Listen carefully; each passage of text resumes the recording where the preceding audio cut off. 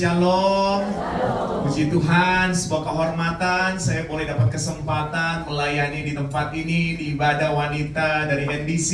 Terima kasih Ibu Gembala dan juga ibu-ibu hamba-hamba Tuhan dan jemaat Tuhan yang memberikan kesempatan ini. Saya Victor Abraham, saya ditemani oleh istri saya. Dan hari ini kita akan sama-sama diberkati pesan khusus ibu-ibu. Wanita ini memang dipilih Tuhan luar biasa. Bilang dulu buat kiri kanan, kita ini luar biasa loh. Bagaimana gak luar biasa, saudara? Adam mendengarkan perkataan Hawa, ya kan? Kemudian Abram mendengarkan perkataan Sarai. Jadi bapak-bapak mendengarkan perkataan ibu-ibu. Makanya ibu-ibu ini hebat loh. Makanya saya yakin kalau ibu-ibu ini dekat dengan Tuhan, maka nasihatnya akan membawa dampak yang sangat luar biasa buat suamimu dan buat keluargamu. Dan saya yakin dan percaya nasihat-nasihat yang luar biasa itu akan membawa keluarga saudara semakin hari semakin cinta Tuhan, semakin dekat dengan Tuhan, dan semakin mengalami hal-hal yang dahsyat dari Tuhan. Saya akan dibantu multimedia dengan slide pertama. Pernahkah merasa takut ibu-ibu? Pernah ya? Seringkali bahkan takut sakit, takut apa lagi? Takut gemuk misalnya saudara. Takut apa lagi saudara? Takut nanti tahun depan seperti apa bisnisnya. Banyak sekali ketakutan demi ketakutan. Namun saudara, di slide kedua kita baca sama-sama. Ketakutan kadang hanya sedalam apa yang kita pikirkan. Jadi mulai hari ini pikirkan sesuatu yang baik, yang sedap didengar ibu-ibu. Karena apabila ibu-ibu memikirkan hal-hal yang baik, maka yang keluar dalam perkataan sebagai nasihat-nasihat kepada suami maupun anak-anak adalah hal-hal yang baik. Kalau kita pikirkan hal-hal yang menakutkan, maka akan terinfluence ibu-ibu. Di rumah itu semua pada takut. Padahal ketakutan itu hanya sedalam apa yang kita pikirkan. Jadi mulai sekarang, pikirkan hal-hal yang baik. Takut masalah persoalan wajar, tapi jangan dibiarkan lama-lama. Makanya tema kita di bulan ini adalah stand firm ya saudara ya. Berdiri teguh. Bilang kanan kiri berdiri teguh. Jangan goyah ya. Karena jerih payah kita di dalam Tuhan tidak akan pernah sia-sia. Saudara, wanita dipakai Tuhan dengan luar biasa. Ketika manusia jatuh dalam dosa, mulai dari Adam dan Hawa ya ibu-ibu ya. Ketika manusia jatuh dalam dosa, pertama kali kemudian orang menyebut nama Allah, saudaraku, menyebut nama Tuhan, itu ketika seorang yang bernama Hawa, wanita ya saudara, melakukan perbaikan. Ketika Hawa melahirkan anak yang pertama yaitu Kain, Alkitab catat Hawa berkata, aku telah mendapatkan seorang anak laki-laki dengan pertolongan Tuhan. Pertolongan Tuhannya taruh di belakang. Tapi ketika Hawa dikaruniai anak lain, pengganti Habel, yang dimana Habel itu dibunuh sama Kain, Hawa melakukan perbaikan. Hawa berkata, Allah atau Tuhan telah menganugerahkan anak laki-laki buat aku. Wanita dipakai Tuhan dengan luar biasa untuk membawa perubahan. Tepuk tangan dulu yang hebat buat Tuhan Yesus. Jadi ibu-ibu juga perbiasakan nanti di rumah atau dimanapun belajar dari apa yang dilakukan oleh Hawa. Jadi kalau ibu-ibu diberkati ya, suamimu hebat diberkati, keluargamu hebat, jangan bilang aku hebat dulu baru Tuhan taruh di belakang, jangan. Tapi Tuhan yang menganugerahkan itu kepada saya dan keluarga saya. Beda ya ibu-ibu ya. Ada juga seorang wanita yang luar biasa. Seorang yang bernama Leah ya, dikatakan wanita yang tidak dicintai. Waduh, ini berat ya ibu-ibu ya. Kalau menjadi wanita yang tidak dicintai itu berat. Tapi kata bersyukur pertama kali dalam Alkitab itu muncul dari seorang wanita yang tidak dicintai, saudara. Namanya siapa? Leah. Karena lebih dicintainya Rahel. Leah tidak dicintai. Tapi ketika dia melahirkan anak yang keempat bernama Yehuda ya, dia berkata, sekali ini aku bersyukur kepada Tuhan. Wah, tepuk tangan dulu buat wanita yang luar biasa. Wanita kembali membawa perubahan. Dan ketika dia bersyukur, anak yang keempat adalah Yehuda. Kalau saudara lihat garisnya, Yehuda itu sampai kepada Daud, sampai kepada Yesus ya. Ya saya tahu Yesus anak Allah yang maha tinggi, tapi maksudnya kalau garis silsilah itu mulai dari Yehuda. Wanita dipakai Tuhan dengan luar biasa. Makanya saya yakin dan percaya kalau wanita berdiri teguh tidak goyah ya, itu keluarganya diberkati Tuhan dengan dahsyat. Saya suka kasih perumpamaan begini ibu-ibu ya. Kalau saya sedang berdiri ya seperti ini, terus saya nggak tahu tiba-tiba ada teman saya datang, terus teman saya dorong saya terdorong nggak ibu-ibu? Terdorong ya. Tapi kalau saya tahu ada teman saya yang rencana mau mendorong saya, maka saya pasti akan siap-siap, akan berdiri teguh nih. Maka akan terdorong? Kecil sekali, nggak bisa terdorong. Makanya stand firm ya ibu-ibu, berdiri teguh untuk keluargamu. Keluargamu diberkati Tuhan dengan luar biasa. Banyak contoh dalam Alkitab dan saya percaya itu pasti menjadi berkat buat setiap kita. Hari ini saya akan sampaikan khotbah tekstual yang diambil hanya dari satu ayat firman Tuhan saja. Dan saya percaya satu ayat firman Tuhan ini menjadi berkat buat setiap kita. Di dalam satu ayat ini ada 3 pesan. Dan saya ingin mengajak kita sama-sama baca dari kitab Roma. Kitab Roma pasal 12 ayat 12. Karena ini satu ayat, saya rindu mengajak ibu-ibu yang hadir, kita mau membacanya bersama-sama dengan suara keras. Sebab firman Tuhan yang keluar tidak akan pernah kembali dengan sia-sia. Mari sama-sama, 1, 2, 3. Dalam pengharapan, sabarlah dalam kesesakan, dan bertekunlah dalam doa. Satu ayat saja, tapi ini maknanya dalam sekali. Saya kalau dengar tentang tema ini saya sangat juga diberkati karena ada kisah atau cerita tentang tim SAR ya. Ibu-ibu tahu tim SAR ya? Tim SAR itu kan tim yang bertugas untuk mencari orang hilang ya, atau tim yang bertugas biasanya di hutan-hutan ya untuk menolong orang-orang. Dan biasanya tim SAR itu sebelum mereka pergi kan biasa rame-rame kemudian berpencar. Biasanya mereka di briefing dulu sama pemimpinnya. Pemimpinnya akan membriefing mereka dan menyampaikan kepada mereka kalau sudah berpencar, kemudian kalau di antara kalian ada yang tersesat, jangan stop, jangan berhenti. Karena seringkali ketika tersesat, kemudian udah jalan bingung nih, mau kemana? Kebanyakan dari mereka itu lelah, capek, tergoda untuk stop karena capek itu. Ketika stop dan berhenti, tergoda untuk rebahan sebentar karena letih sekali kan.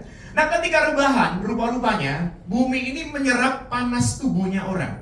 Akhirnya cukup banyak yang meninggal. Padahal 100 meter, 200 meter lagi ketemu rumah warga, Bapak, ibu-ibu yang terkasih. Maka pimpinan dari tim SAR ini memberikan briefing, jangan pernah berhenti. Terus berjalan sampai ketemu pertolongan. Wah saya pikir benar juga nih saudara. Ya, wanita yang stand firm, yang berdiri teguh ketika ada masalah tidak berhenti, tidak stop. Bilang kanan kiri jangan berhenti. Terus bergerak sampai dapat pertolongan. Ya kan kalau tim SAR kan dibilang jangan berhenti nih. Kalau berhenti terus kemudian tergoda untuk tidur sejenak, wah itu bumi menyerap panasnya tubuh, banyak yang meninggal. Maka dikatakan teruslah bergerak sampai dapat pertolongan. Kalimat dari pimpinan tim SAR tersebut. Kalau untuk kita pesannya, orang yang berdiri teguh, wanita pilihan Tuhan, ada tantangan, ada masalah, ada persoalan, terus bergerak sampai dapat pertolongan. Bagi Tuhan tidak ada yang mustahil. Nah, mari kita lihat slide berikutnya, baca sama-sama. Apakah pikiran yang mengendalikan kita atau kita yang mengendalikan pikiran? Ibu-ibu, kita semua diberi kuasa oleh Tuhan. Katakan sama-sama dengan saya, kuasa. Kita semua diberikan kuasa oleh Tuhan. Maka kalau Tuhan berikan kepada kita kuasa, maka kitalah yang berkuasa mengendalikan pikiran kita. Jangan biarkan pikiran yang mengendalikan kita. Ingat, rasa takut hanya sedalam apa yang kita pikirkan kan tadi di awal ya. Maka seringkali kita menjadi lemah, kita menjadi putus asa karena rasa takut tersebut. Atau kadang-kadang kita menjadi bete. Tahu bete ibu-ibu? BT itu butuh kaki tayang, jadi bukannya gak enak perlu dikasih sayang, maka supaya gak BT ya. Nah saudara, ibu-ibu yang terkasih di dalam Tuhan, kita harus belajar untuk mengendalikan pikiran dengan kekuatan yang datang daripada Tuhan. Kadang-kadang kan mata memandang, telinga mendengar, pikiran kita jadi kacau. Ya, melihat orang kok kayaknya dia enak sekali hidupnya. Ingat ibu-ibu, rumput terlihat lebih hijau di feeds Instagramnya orang lain. Saya ulangi ya, rumput terlihat lebih hijau, ini kebetulan seragamnya hijau bukan karena itu ya. Tapi rumput terlihat lebih hijau di feeds Instagramnya orang lain. Kan gak mungkin dong pasang foto misalnya suami istri lagi ribut, tunggu ya kita live dulu supaya orang lihat kita lagi ribut. Gak mungkin kan. Pasti yang dipasang semua yang baik-baik. Saya sering lihat juga ya, Kalau lagi ada mau foto ya, misalnya 20 kali, ribu-ribu tuh kan kurang ini, kurang senyum, kurang ini, kurang itu. Tapi yang di fotonya, waduh, kelihatannya mesra, luar biasa kan? Gak apa-apa, kita gak usah ngomongin orang, tapi setidaknya kita tahu bahwa semua orang punya masalah, semua orang punya persoalan. Jangan kita terganggu oleh karena lihat orang terus kita bilang, kenapa ya dia kok lebih enak daripada saya. Semua orang punya beban, ibu-ibu. Mari kita bersyukur untuk apa yang Tuhan sudah percayakan buat setiap kita, supaya hati kita penuh damai sejahtera dan sukacita. Tepuk tangan dulu yang luar biasa buat Tuhan Yesus. Nah, dari satu ayat ini kita akan diberkati 3 pesan singkat. Yang pertama di slide berikutnya, Roma 12:12a ya, ini bersukacitalah, sama-sama baca. Bersukacitalah dalam pengharapan. Apa bedanya sukacita dengan senang, ibu-ibu? Bedanya adalah kalau senang itu dari luar, ibu-ibu. Wah, dapat tas baru, senang ya kan? Dapat handphone baru, senang. Dapat mobil baru, motor baru, senang ya. Seringkali saya lihat kalau yang baru itu apalagi misalnya handphone mahal lagi, harian dilap terus, lihat sedikit dilap lagi saudara ya. Tapi apakah itu bertahan selama setahun? Ya mungkin 2 bulan udah lupa ya kan? Itu kesenangan datangnya dari luar. Kalau sukacita datangnya dari dalam hati kita. Jemaat-jemaat di Makedonia, sudah dikatakan dalam firman Tuhan, jemaat di Makedonia selagi dalam kesulitan yang sangat dan mereka sangat miskin, kata firman Tuhan, tapi sukacita mereka meluap. Wah, ini gak gampang ya. Kenapa bisa begitu? Karena sukacita dari dalam. Jadi kalau saudara, ibu-ibu yang terkasih, dekat dengan Tuhan seperti hari ini ya, ibadah, tidak menjauhkan diri dari pertemuan-pertemuan ibadah, maka kita percaya Kristus ada di dalam kita ada di dalam Kristus, kita berbuah banyak. Kita dapat bersukacita dalam pengharapan. Saudara, firman Tuhan bilang, pengharapan itu seperti sauh yang kuat, kata firman Tuhan. Sauh itu apa, ibu-ibu? Sauh itu jangkar ya. Kapal berlabuh, jangkar diturunkan sehingga kapal itu tidak gampang tergoncangkan kemana-mana, begitu ya. Kalau kita berharap kepada Tuhan itu seperti jangkar atau seperti sesuatu yang kuat yang menarik kita, sehingga apapun masalah persoalan yang sedang kita hadapi, tetap kita bisa bersukacita. Kan ada lagunya berkata begini, saudara, walau sana sini situ pusing, saya juga pusing. Nah, gitu ya kalimatnya ya. Gak semua orang susah kan, tapi saya coba tambahin sedikit. Walau sana sini situ pusing, saya juga pusing. Di sini ada yang gak punya masalah, ibu-ibu? Ada ya, yang punya masalah ada. Saya juga angkat tangan. Semua punya masalah. Bisa tertawa loh. Artinya biar pusingmu bisa tertawa. Kenapa? Karena ada sukacita Kristus di dalam hati setiap kita. Tepuk tangan yang hebat. Kenapa bisa bersukacita? Karena pengharapan di dalam Tuhan tidak pernah mengecewakan, tidak sia-sia ya. Terus berharap kepada Tuhan. Bersukacita, sukacita datangnya dari dalam hati, dan sukacita itu adalah pilihan. Saya suka bertanya kepada orang-orang yang bekerja, lebih senang mana, berlibur atau bekerja? Ibu-ibu senang mana, berlibur atau bekerja? Healing-healing gitu ya. Senang mana? Berlibur ya. Capek mana, berlibur atau bekerja? Capek mana, berlibur atau bekerja? Kadang-kadang berlibur tuh capek. Apalagi kalau sudah keluarin duit banyak kan. Oh sayang, kamu deh. Oh, tidur nanti di Jakarta aja, katanya begitu. Saya suka lihat orang-orang begitu. Tidur di Jakarta aja. Kalau lagi ini harus jalan dari pagi sampai malam. Waduh, sampai kaki-kaki sakit semua ibu-ibu ya. Capek, apalagi kalau mau pergi ya, pas musim-musim dingin kan kopernya, aduh, banyaknya isinya, ya kan? Kemudian harus antri di sana, antri di sini. Jadi kalau menurut saya liburan ya capek, bekerja juga capek ya. Berlibur sama bekerja, mana yang ngeluarin duit, mana yang dapat duit? Kan nggak mungkin kan? Terus kemudian mau berlibur ya, suami istri kumpulin anak-anak ya, ayo. Siap semua, jangan lupa kalkulator, jangan lupa dibawa juga. Kemudian panci, indomie dan lain-lain dibawa semua.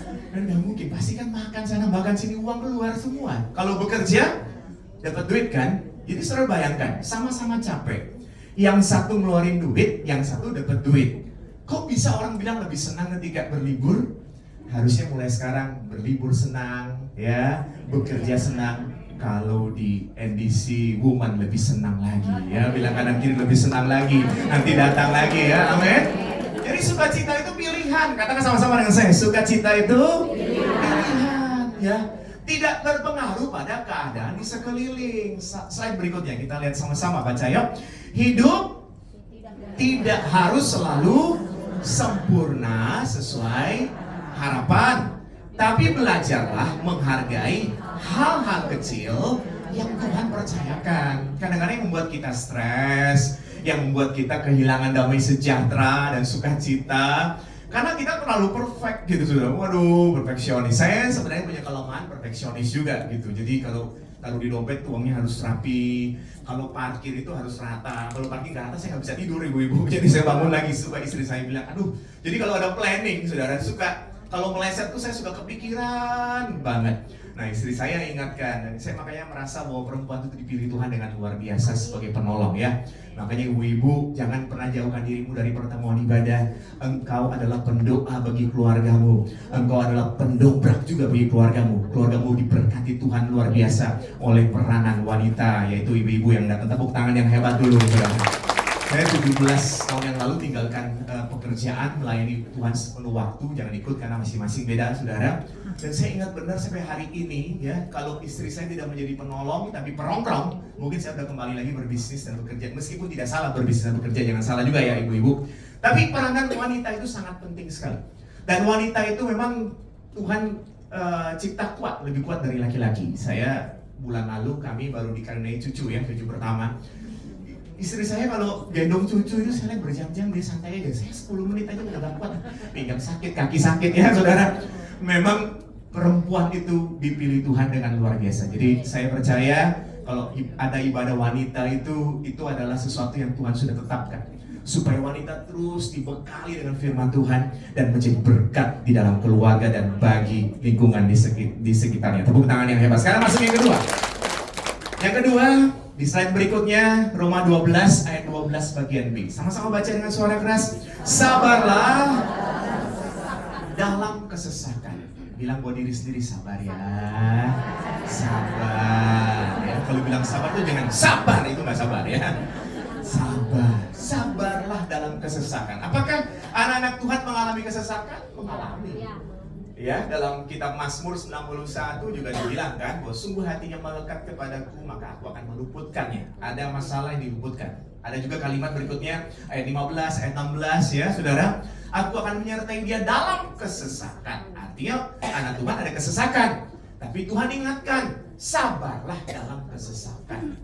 Masalah-masalah ini hanya sementara. Pencobaan ini kata Alkitab adalah pencobaan biasa. Tidak melebihi batas kemampuan kita. Allah yang setia akan memberikan jalan keluar kepada setiap kita. Sehingga dari setiap masalah dan persoalan selalu ada jalan keluar.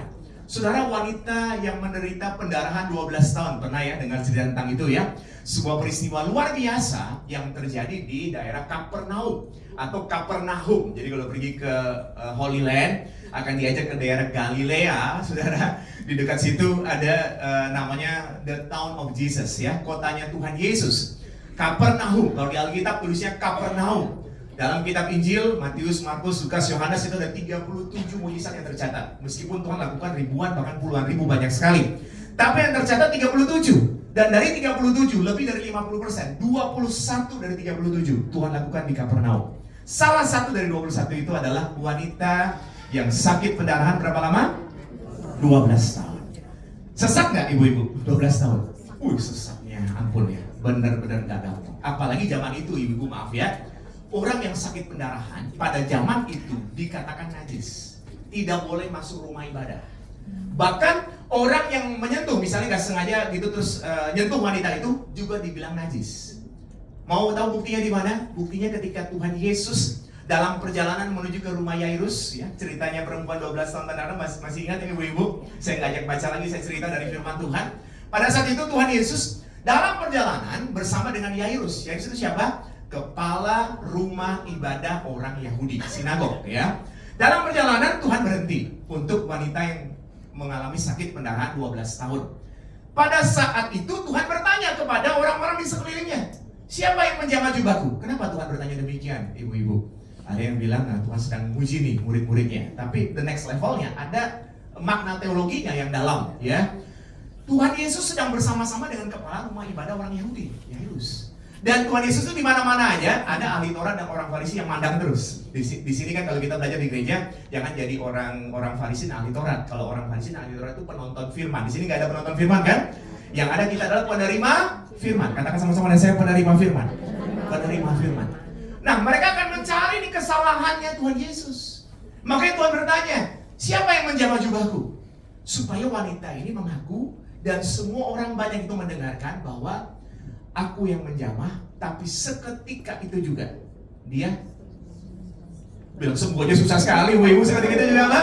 Sembuh. Sehingga tidak ada celah.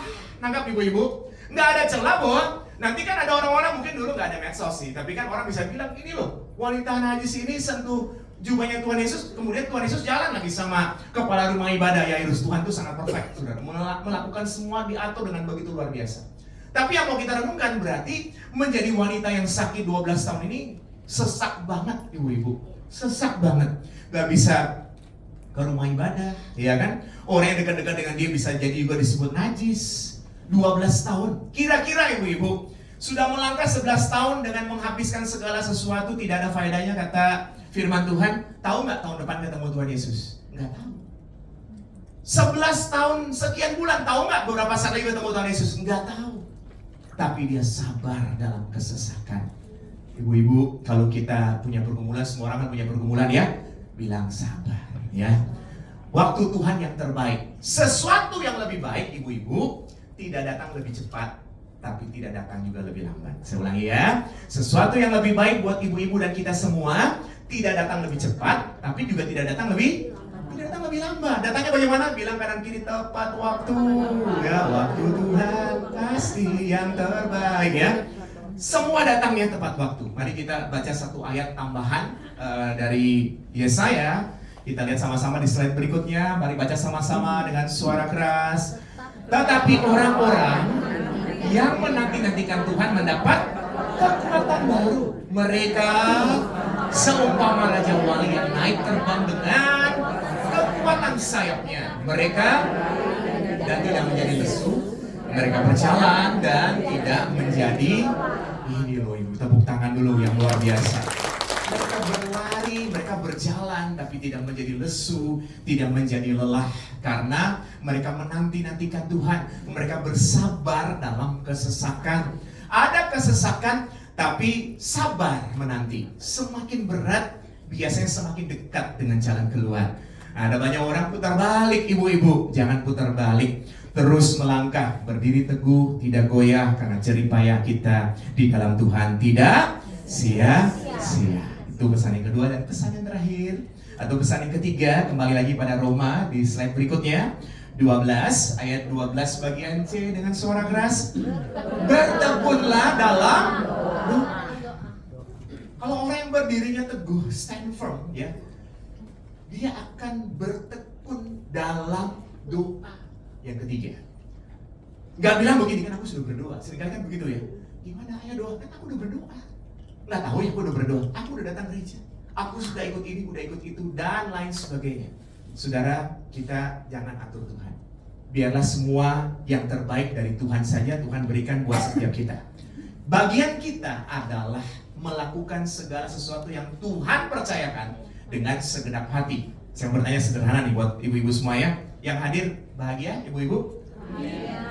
Kok yang bilang bahagia sedikit sekali? Ibu-ibu yang hadir bahagia? Bahagia. Kitab Mazmur, Alkitab itu ada 66 kitab, 39 kitab perjanjian lama, 27 kitab perjanjian baru ya. Ada 1189 pasal. Pasal tengah-tengah itu ada di kitab Mazmur, Mazmur 118 ya. Nah, kitab Mazmur itu 150 pasal ibu-ibu. Dan kata pertama dalam kitab Mazmur adalah berbahagia. Jadi saudara yang terkasih, pastikan kita orang yang berbahagia. Bagaimana bisa berbahagia? Kalau kita bertekun dalam doa. Saudara, kalau tahu cerita tentang Taman Getsemani ya, ibu-ibu ya. Taman Getsemani, Tuhan Yesus datang bersama dengan murid-murid 11. Yudas kan nggak ikut karena jual Tuhan Yesus. Sampai di situ Yesus masuk ke dalam bersama dengan 3 murid, Petrus, Yakobus, dan Yohanes. Berarti ini orang yang dekat sekali dengan Tuhan Yesus. Betul ya ibu-ibu? Ketika Tuhan Yesus sedang berdoa, mereka bagaimana ibu-ibu? Tidur ya. Kira-kira menurut ibu-ibu, kira-kira apakah mereka sengaja tidur? Atau mereka bilang, ini kan orang sendiri ya, saya capek lah, Yesus berdoa saya tidur, begitu? Saya rasa tidak. Kalau kita diundang ibu-ibu, sama pejabat ya yang ada di Indonesia ya, atau pejabat pemerintahan gitu. Terus kemudian ketika kita sampai masih tunggu nih, mungkin masih ada tamu lain. Kira-kira ada di antara kita, sudahlah kita tidur dulu. Enggak kan? Kita pasti tunggu kan? Menantikan banget kan? Saya yakin 3 murid. Ini adalah 3 murid yang sangat dekat dengan Tuhan Yesus. Di mana ketika Tuhan Yesus dimuliakan di atas gunung, 3 orang ini juga diajak. Tidak mungkin dengan sengaja tidur. Tapi ketika Tuhan Yesus menghampiri mereka, apa kata Tuhan Yesus buat mereka? Masih ingat?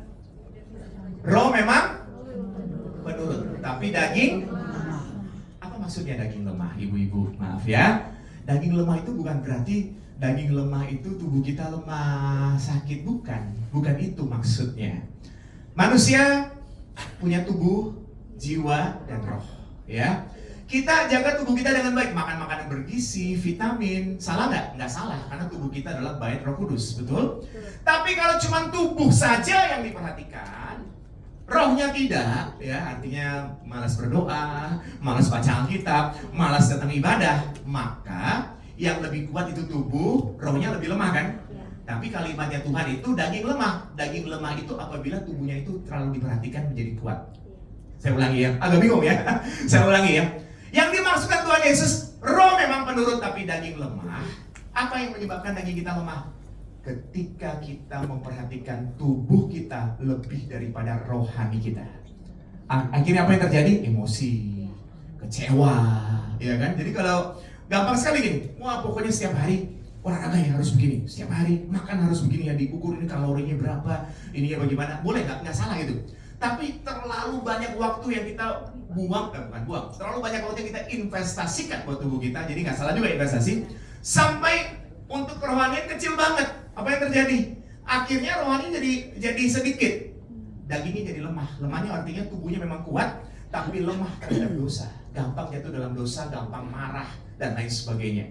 Makanya jangan jauhkan diri dari pertemuan ibadah. Tekun terus, tekun. Katakan sama-sama dan saya tekun. Ada masalah tetap tekun dalam doa ya. Almarhum hamba Tuhan pendoa Presiden Amerika ya, Billy Graham. Jadi kalau di Gedung Putih itu dekatnya itu ada the Church of President.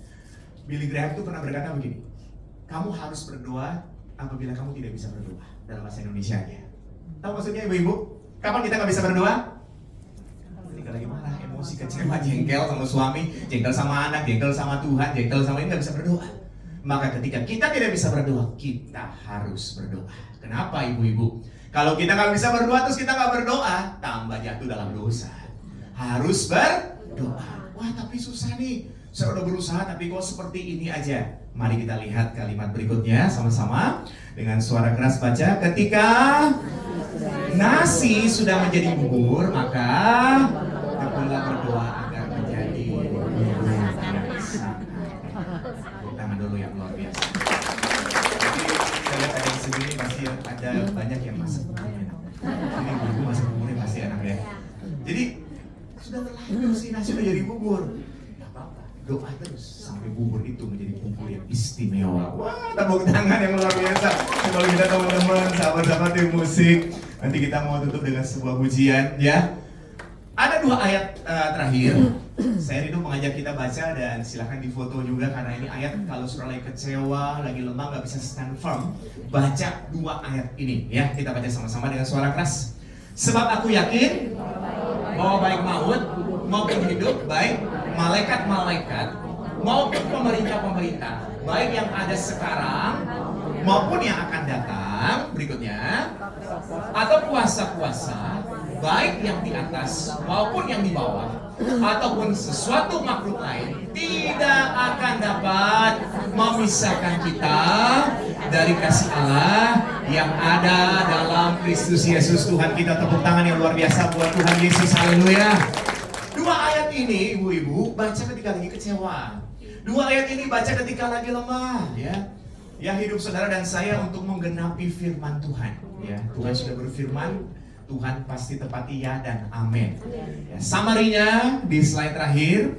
Biasanya kan kalau ikut ibadah ya, ditanya gimana tadi, wah diberkati apa, yang diingat cerita lucu, nggak apa-apa, itu nggak salah.